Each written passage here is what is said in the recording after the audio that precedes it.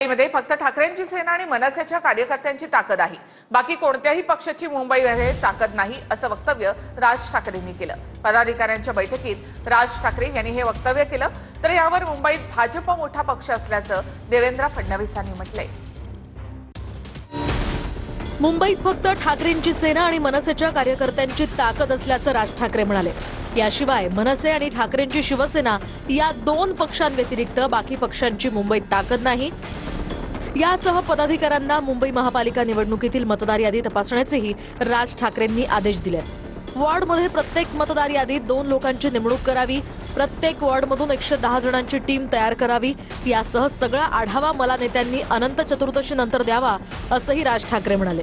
यासह निवडणुकीची यंत्रणा खालच्या स्तरापर्यंत राबवायला हवी असंही राज ठाकरेंनी मत व्यक्त केलंय। तर दुसरीकडे यावर फडणवीसांनी राज ठाकरेंना उत्तर दिलं।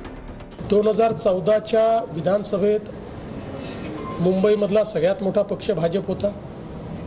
2019च्या विधानसभेत मुंबईमधला सगळ्यात मोठा पक्ष भाजप होता।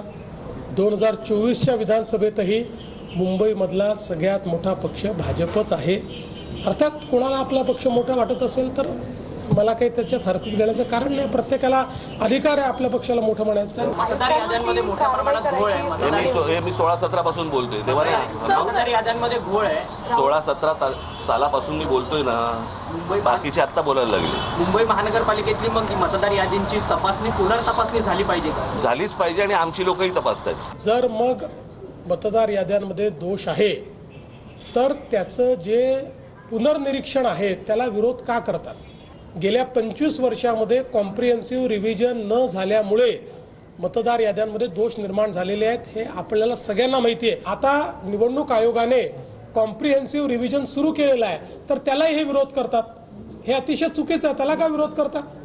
ते रिव्हिजन झालं तरच याद्या योग्य होतील।